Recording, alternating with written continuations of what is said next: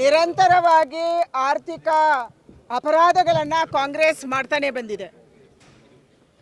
ಆರ್ಥಿಕ ಅಪರಾಧಗಳಲ್ಲಿ ಬಿಟ್ಕಾಯಿನ್ ಕೂಡ ಒಂದು. ಬಿಟ್ಕಾಯಿನ್ ಮೂಲಕ ಬೇರೆ ಬೇರೆ ದೇಶಗಳಲ್ಲಿ ರಾಜಕಾರಣಿಗಳು, ಸ್ಪೆಷಲಿ ಕಾಂಗ್ರೆಸ್ ಕನೆಕ್ಟೆಡ್ ರಾಜಕಾರಣಿಗಳು ಇನ್ವೆಸ್ಟ್ ಮಾಡಿದ್ದಾರೆ ಅನ್ನುವಂಥ ಮಾಹಿತಿ ಆಧಾರದಲ್ಲಿ ಇವತ್ತು ಇಡಿ ಅವರು ರೈಡ್ ಮಾಡಿದ್ದಾರೆ ಅನ್ನುವಂಥದ್ದನ್ನು ನಾನು ಅಂದ್ಕೊಂಡಿದ್ದೀನಿ. ಯಾರು ತಪ್ಪು ಮಾಡಿದ್ದಾರೆ ಅವರಿಗೆ ಶಿಕ್ಷೆ ಆಗಬೇಕು, ಇದು ನಮ್ಮ ಅಪೇಕ್ಷೆ ಇರುವಂಥದ್ದು. ಯಾವುದೇ ಮಾಹಿತಿ ಇಲ್ಲದೆ ರೈಡ್ ಮಾಡುವಂಥ ಪ್ರಶ್ನೆ ಬರಲ್ಲ. ಎಲ್ಲದರಲ್ಲಿ ಪೊಲಿಟಿಷಿಯನ್ ಕಂಡು ಹುಡುಕುವಂಥ ಮತ್ತು ತಪ್ಪಿಸ್ಕೊಳ್ಳುವಂಥ, ಜಾರಿಕೊಳ್ಳುವಂಥ ಒಂದು ಪಾರ್ಟಿ ಅಂದರೆ ಅದು ಕಾಂಗ್ರೆಸ್ ಪಾರ್ಟಿ. ರಾಜ್ಯದಲ್ಲಿರುವಂಥ ದುಡ್ಡನ್ನು ಇವತ್ತು ಬೇರೆ ಕಡೆ ಸಾಗಿಸಿ ಅಲ್ಲಿ ಇನ್ವೆಸ್ಟ್ ಮಾಡಿ ಅವರ ರಾಜಕಾರಣದ ಬೇಳೆ ಬೇಯಿಸ್ಕೊಳ್ತಿರುವಂಥವರು ಕಾಂಗ್ರೆಸ್ ಅವರು.